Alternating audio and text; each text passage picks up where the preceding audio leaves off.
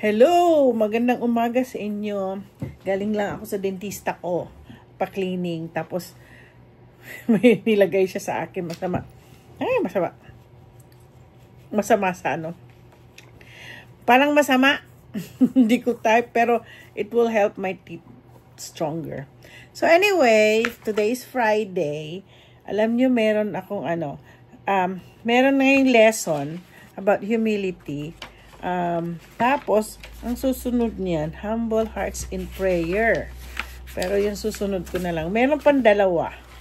Embracing in difficult times, being humble, and final thoughts. So, next week, abangan nyo ha. So, ito yung lessons from Jesus' humility. Pag ano natin yung ginawa ni Jesus, how ilang beses ko sinasabi, he is such a humble leader. So, Jesus Christ exemplified the essence of humility throughout his life. Okay? Syempre, nung pinanganak siya, saan ba siya pinanganak? Sa sabsaban. Kaya yung mga mayayaman na yan, huwag silang magmayabang na pinanganak sila sa hospital. Okay? Si Jesus, pinanganak sa sabsaban. Okay? So, he showed us that the true greatness lies in serving others and not seeking superiority. Pwedeng sabihin natin, hello, politicians. Hello, leaders. Tandaan nyo to. Okay? Jesus showed us that the true greatness lies in serving others and not seeking superiority. Okay? Ako nga, minsan, hindi ko nga alam na boss na pala ako, naglilinis nga akong banyo. Naghuhugas ako ng pinggan. You know, kung makita nyo ng madumi yung kayo maglinis, ano ngayon kung ikaw ang presidente ng company mo? O, diba? So, anyway, through Jesus' practices, we learn the vital lessons of prioritizing the needs of others. Priority natin ang needs of others and valuing them above our own. We have to value other people. Okay? Hindi yung sarili natin, makasarili ka eh. Kung, ikaw, ako, ikaw, we have to value other people. Huwag nating saktan. Huwag natin silang, kahit na nagkamali sila, don't shout it out. Puntahan mo yung tao. Diba yun ang sinabi ni Jesus? You have to warn your brothers. Pero huwag nyo i-announce. Sasabihan nyo lang na ganun. Para hindi sila Kasi alam nyo, pinakamahirap sa lahat yung mapahiya ka. Ako ilang beses ako napapahiya. Kaya minsan pa meron akong binabati, iniisip ko, sino kaya ito? Ngumingiti lang ako, hindi na ako mag-extra. Mali na naman ang aking, yung mga taong na, pero hindi naman yun. Hindi yan. Kung nagkasala ang tao sa iyo, number one, we got to forgive them. Kahit na nagkasala sila sa atin. As long as, kung ayaw nilang say sorry sa iyo, so, mo na lang. Just approach na lang siya na okay kapatid, ikaw ay I don't blame you for what you have done, but you hurt me. Okay? But siguro hindi ka aware, pero you hurt me. Ganun ako eh. Pag may sa akin that it hurt me, masakit talaga na ba't mo kailangan pa i-broadcast sa iba yung ba't mo sinabi sa kanya? Ganun. Sinabi mo na lang sana sa akin straight. Kasi pwede pa naman tayo pwede ma-improve naman di ba? So, ito yung ginawa ni Jesus Christ. So, na-practice ang number one na pinapractice ng Lord, hindi yung sarili niya, yung needs of others and valuing them above all, above yourself. Okay?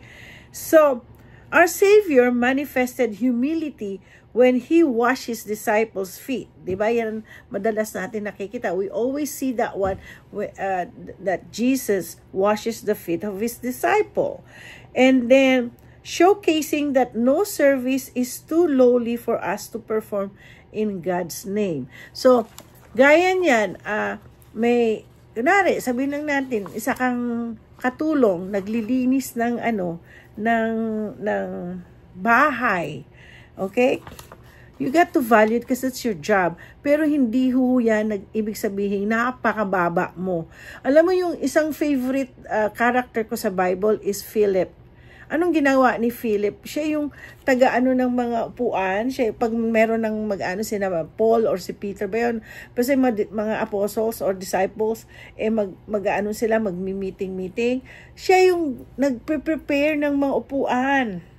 Siya yung naglilinis. Kung wala mga yan, hindi syempre, okay, walang katulong, walang maglilinis ang bahay mo, mag-aayos ng mga upuan mo. Anong nangyayari sa atin? But don't treat any job as lowly. Pareho lang po yan. Okay? Yung naglilinis sa streets, pareho lang yan. Buti nga may naglilinis sa streets, you know? There is no such thing as lowly in possession, lowly in a job, di ba? Showcasing that no service is too lowly for us to perform in God's name. Siguro yung mga hindi naman Christian, okay lang sa kanila, pero if we're Christian, in God's name, we have even naglilinis lang tayo, we have to think about, don't think about serving, meron kang boss, but think about whatever you do it for the Lord. Okay? And then reflecting on these lessons inspire us to adopt humility in all areas of our lives, encouraging us to live more like Christ. Yeah. So I'm encouraging you to live like Christ. Alam mo, sa mundong ito, laganap na talaga, pati yung mga naninira, yung nangungutya, ano pa yun, nagbubuli, you know. Alam ko nakakasakit yan. Nabuli nga ako one time, pero hindi, ako kasi, lumalaban ako, kasi I have Christ in my life. Madalas, hindi ko na lang sabihin ko anong lahi yung mahilig. Yung parang they see me not that good, yung parang ganon. So sa pagpapray ko, Lord, labanan ko kaya to, Lord? Pero, what happened, alam mo, meron ako instances na may bago akong kliyente. Nagtatrabaho siya sa Boeing. Hindi siya Pilipino, okay? Hindi siya Pilipino. Pero parang reluctant siya magpagawa ng tax.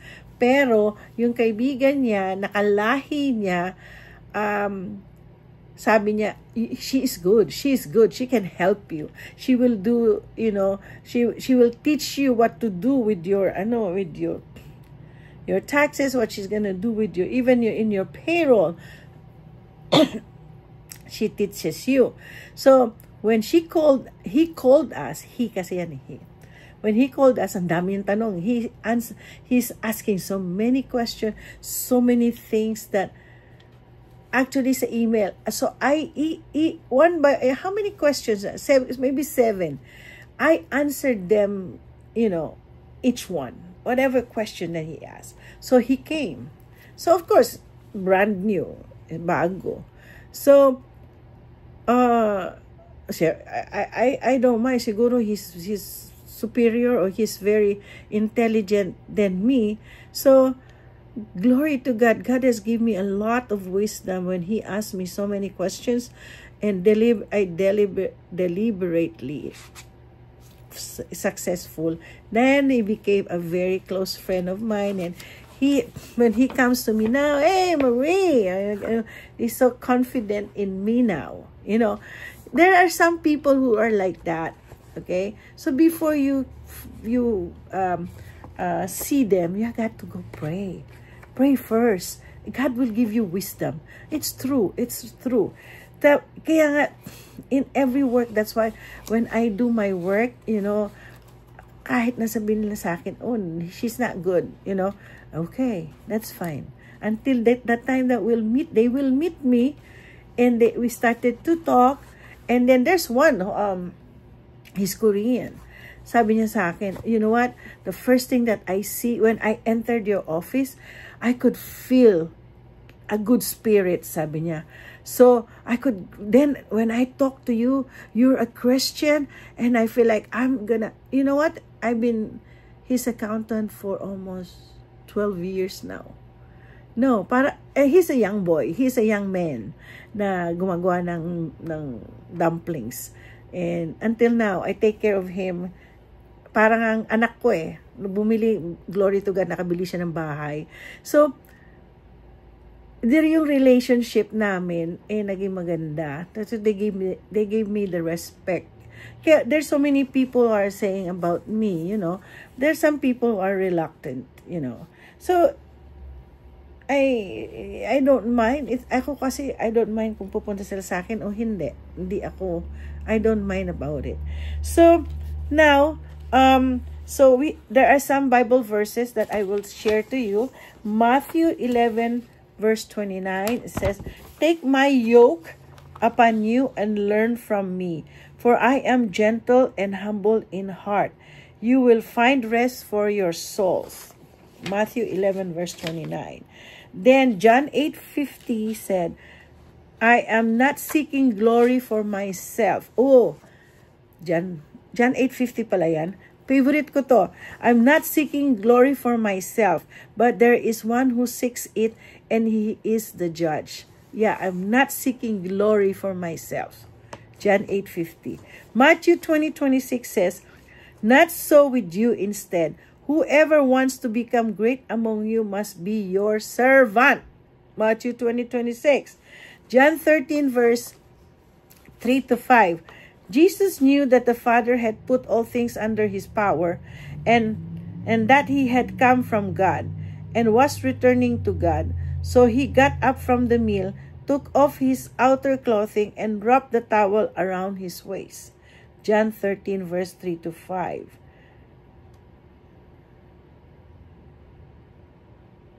Yeah. Saka ko na lang expound to.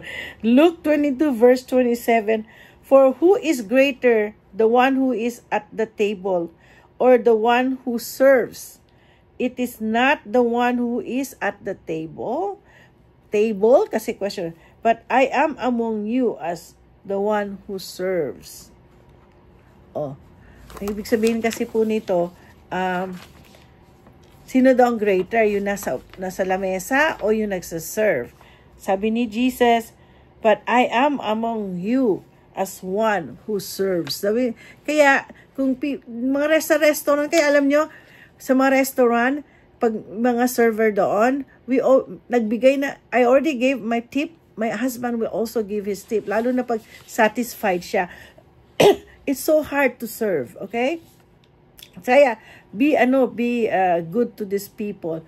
Anyway, 13 minutes lang, 30 minutes lang ako, okay? Always remember, God loves you and I love you. Babush!